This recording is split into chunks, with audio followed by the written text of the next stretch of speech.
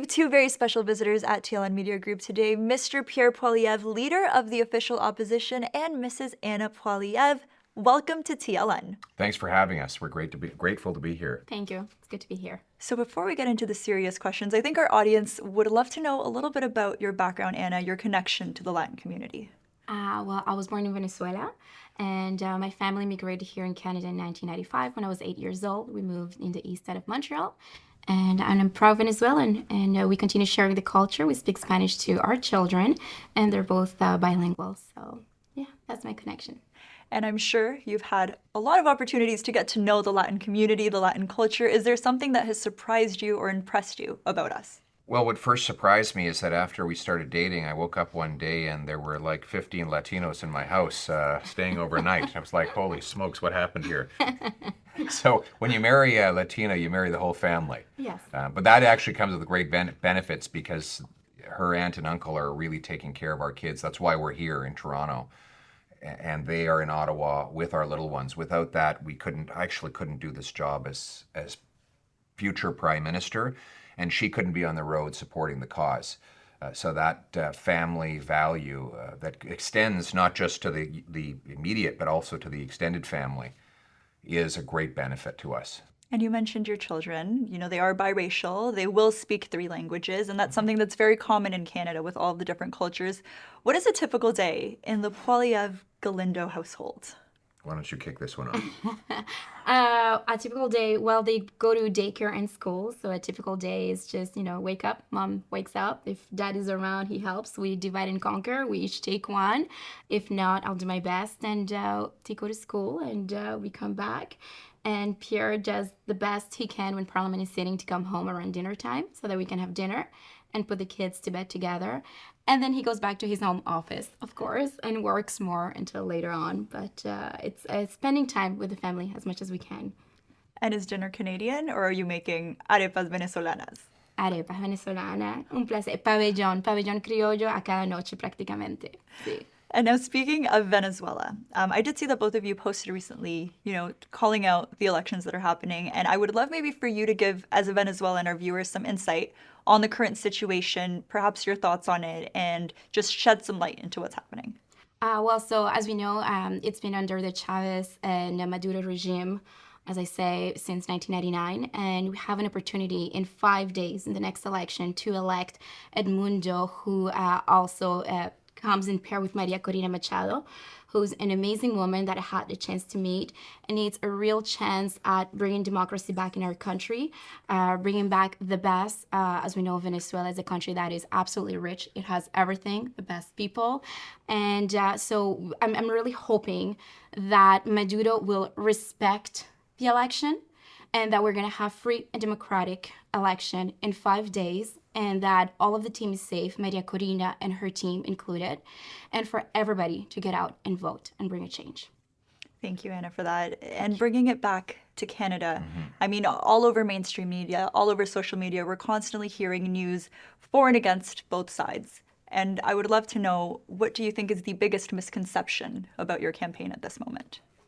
The Liberals would like you to believe that Conservatives are some kind of radical departure from the way things have been in Canada. In fact, it's them that are the radicals. They're the extremists. They are the wackos. We're the ones who want to bring home the country that everyone knew and loved before Trudeau. It's hard to believe, but 9 years ago, anyone could afford a home. The average age of a new home buyer was 29 years old. The average home price was $450. The average rent for a 1-bedroom was $950. I was housing minister at the time. And crime was very low. A lot of suburbs, people didn't even lock their doors. But after 9 years of radical, extreme socialist policies that divide our people by race, ethnicity, that take your money, tax your food, punish your work, and just free criminals into the streets, everything's broken. And what I'm proposing is to get back to common sense. Let's get back to a country where hard work pays off, with a powerful paycheck that buys affordable food, gas, and homes in safe neighborhoods, where people have freedom of speech, where they're judged on their merits, not their ethnicity, gender, sexuality, etc., where parents have ultimate authority over what their kids learn about sexuality and gender, where we go after criminals, not after hunters and sport shooters, where we rebuild our military to have a strong standing in the world. That is the country we knew and the country we still love. That's what I want to bring home. And you mentioned a lot of topics that I think are important to our viewers, to young people, to immigrants. Let's start with housing. I mean, I am 27 years old. I am surrounded by people that dream about owning a house. But realistically, unless their parents own a house that they can then leave to them, it doesn't seem like it's going to be in any of our realities. How do you think that can be addressed? What needs to be done to make sure that people in my generation can afford a home? Well, we have to start with acknowledging why we're in this mess today. Canada wasn't like this before Trudeau. Like I said, it was very affordable to buy homes in Canada. And we should be the most affordable place in the world to get a home because we have so much space to build on. It's not like we're Singapore or Mexico City where there's just so many people and there's nowhere to put them all. We have literally an infinite amount of space. And the problem is that we have this horrible bureaucracy that blocks home building. It takes 7 or 8 years to get a permit. That adds hundreds of thousands of dollars to the cost of every new home. And it drives most people out of the housing market. So I'm going to require municipalities speed up permits, free up land, cut development taxes to allow 15% more home building per year as a condition of getting their federal money. I'll sell off 6,000 federal buildings and thousands of acres of federal land. In fact, every square inch of real estate that is not needed for the functioning of the federal government or that is not a national park or ecologically sensitive will be considered for housing. We're going to get rid of the carbon tax to lower building material charges, and we're going to focus on the trades, not just the professions, so we can have more boots, not more suits to build the homes. And as immigrants, Anna and myself have a very clear idea of what it's like to come to this country and to have a dream of building a better future for your family. Yes.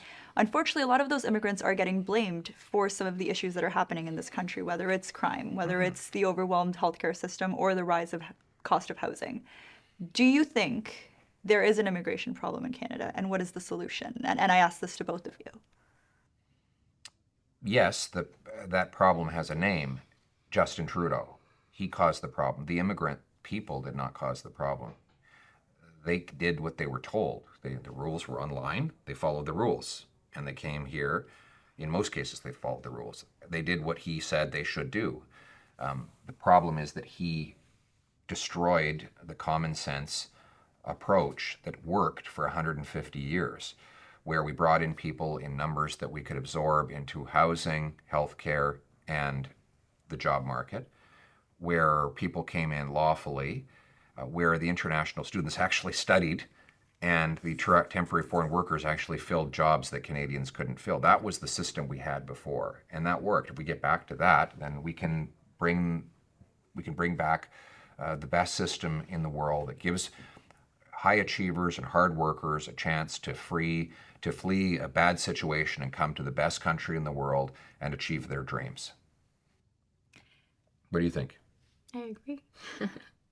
And as a multilingual broadcaster, I mean, multiculturalism is at the core of what we do. And historically, companies like ours have been underfunded and we have been undervalued. And I quote something that you've said in the past, that you would like to restore balance for small, local, and independent voices in the media that have been crushed. So I'm curious, how do you plan to achieve this? And what specifically do you value in Canadian media? What I value in Canadian media is freedom of the press, true freedom of the press. That means the government does not control what you say, how you say it, what values and information you share with your audiences. It also means that people compete, news outlets compete for eyeballs and earlobes. They don't have apportioned shares of the market. They get the market based on the quality of the product they put out, just like a supermarket or a restaurant would. I would get rid of the censorship laws, C11, C63, C18, the latter of which is blocking you from Instagram, Facebook, and possibly other platforms, so you could get back on those platforms. I would also make sure that the necessary advertising that the government does do gets over to independent media. It shouldn't be concentrated with Bell-controlled or Chorus or Rogers. the big oligarchs, they should not dominate it. They should get next to nothing of it, frankly. And the current government is basically trying to help the big corporate-controlled, state-backed media. I don't want to do that. I want to get rid of the favors for the big guys and allow for true entrepreneurial, independent, free market media. Which kind of leads into my next question. I think that a lot of people are scared to start a small business now because you almost get punished for being successful, and there are a lot of risks that come along with starting a brand new business. How do you plan to help these small business owners, and how do you maybe hope to incentivize it a bit more so you're not penalized simply for being successful and contributing to the Canadian economy? Yes, and this is a byproduct of Trudeau's radical socialist agendas. He seeks to punish anyone who succeeded independently of the government, and then enrich a very small group of government friends through special handouts and favors for them. I want exactly the opposite. Get rid of the favors and the handouts and unleash free enterprise with low taxes, fast permits, and open competition. With a system that allows you to keep the fruits of your labor. I've also announced that within 60 days of becoming Prime Minister, I'll launch a tax reform task force that will design for me a bring-it-home tax cut that will lower taxes on those who work, invest, and make stuff in Canada so that we can bring home more powerful paychecks and production. That it will be simpler, cutting 20% of the compliance and enforcement costs of the tax system, and fairer by cutting off the handouts, taxpayer-funded handouts to big multinationals, and using the savings to lower taxes for the working class people, so that waitress, that high school kid who gets his first job, they keep more of their paycheck and their work is actually rewarded. That's my common sense plan. And now I want to shift things over to Anna. I have seen that you've been posting a lot about advocacy for different human trafficking issues that are happening worldwide. Would this be your advocacy, or what would your priorities be if you were to be the future First Lady of Canada? I'm definitely focused right now on human trafficking. I have a project that would launch in August where I want to shed the light on the issue of human trafficking happening right here at home in our backyard. It's happening more and more. It's growing, and it's our girls. It's our women and our girls. Often we think that this is a third world problem in a far foreign land, but it's happening right here. These women get coerced, and human trafficking for the purpose of sexual exploitation, it's still disproportionately higher than all of the other forms of human trafficking. But we also see human trafficking also for labor, and unfortunately our immigrants are a big target when it comes to that. So I want to shed light on the problem here, and hopefully that we can make changes through policy. And I'd love to know as well, just as a Latina, what it would mean for you to be the first Latina First Lady of Canada. Well, I'm hoping to be a strong voice for the Latin community. As you were saying, it's unfortunate that somehow a lot of the blame is put on immigrants right now for things that are happening, bad things. So I just want to bring back and remind people that this country was built on immigration, and that there is a positive immigration and a positive outcome from it. And I just want to be a positive model for that and be a strong voice and keep our culture vibrant. And I'm a strong believer in multiculturalism. And yeah, that's what I'm hoping to do. Amazing. And now I think recently, online especially, but in mainstream media as well, it is kind of frowned upon for young people to vote Conservative. I think that the Conservative Party is associated with an older, wealthier, whiter crowd. And I would love to know, what are you doing to appeal to those younger Canadians to show them that you do care about what they care about, whether it's climate change or other topics that are important to them? Well, right now, in truth, we're crushing Trudeau with youth. If you look at the polling data, Trudeau is now in third place. He is, he is about as popular as a root canal with voters under the age of 40. And I'm in first place among that group. And the reason why is obvious. I'm the only one who gives you the hope of ever owning a home. I mean, Trudeau's destroyed. Like, I'll give you an example. I got a guy in my riding who said to me, he has the same job as his mother had, literally in the same office building in downtown Ottawa. And yet, he cannot even come close to affording the same house that she bought. So he's living in the basement of that house. And she bought that house when she was in her 20s. So he's saying, wait a sec here, why is it before Trudeau, my mom with this job could buy a house, but now it's not possible? And they look around and say, Jagmeet Singh is offering exactly what Trudeau is offering. So who does that leave? The one guy who's actually delivered affordable homes when he was minister, who offers a common sense plan to reward hard work. You know, there's a misconception that young people just want a freebie from the government. That's not true. A freebie might be temporarily satisfying, but it's not fulfilling as a life. Work is about not just about having a living, it's about having a life. And young people want to work, they want to start businesses, they want to achieve something, they want to get married and have kids. And I'm the only leader that offers a common sense plan that will allow them to do that. And that is why I will win the youth vote. And that is why Trudeau is despised among Canada's youth. Just to add on to that, I have heard from some people in my age range that there is still a little bit of a concern in terms of owning a home, but also having a planet on which to have that home. Is there a sort of environmental policy or some sort of climate change plan that you think would be important for Canada? We think technology is better than taxes. We need nuclear power, small modular nuclear reactors, hydroelectric dams to power our grid emissions free. That means fast permits. Right now, those projects take 20 years to get permitted. We could do that in 2 or 3 years.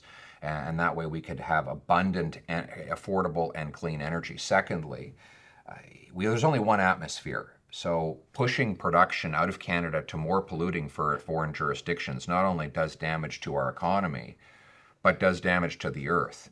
So I want to bring the production home to our country by mining strategic minerals in Canada through fast permits, rather than pushing that to China. And secondly, I want to sell our natural gas to wean Asia off of dirty coal. If India were to supply half of its new demand for electricity with our clean Canadian natural gas rather than dirty coal, it would displace 2.5 billion tons of global emissions, which is 3 times the total emissions of our entire economy. So by selling our gas to that market, we can actually reduce global emissions and bring home powerful paychecks to our people. Trudeau and Singh just want to shut down our economy, shut down our industries, ban your car, ban your straw, stop building roads. That's insane. That will do nothing for our economy, nor will a 61 cent a liter carbon tax. We need is technology, not taxes. Bring home production to our country. That's my plan. And just to close off this interview, we do reach different multicultural communities across the country. Why should they support you? Why should they support Pierre and Anna? What do you think? You have any ideas? You go. Well, look, if you want a country where hard work gets you a powerful paycheck that buys affordable food, gas, and homes in a safe neighborhood, then you only have one option. The last 9 years has been a nightmare. Everything's broken. Everything costs more, work doesn't pay, housing costs have doubled, crime, chaos, drugs, and disorder are common in our streets. That is the necessary result of Trudeau's wacko policies. Let's bring home the country that we knew and still love, where hard work pays off, where we axe the tax, build the homes, fix the budget, and stop the crime, where you can be safe in your neighborhood, where you raise your kids with your own value, where you're proud to celebrate our common nationality under the beautiful Canadian flag. That's the dream. Let's bring it home. Thank you so much. Thank you very Muchísimas much. gracias. Muchísimas gracias. Gracias.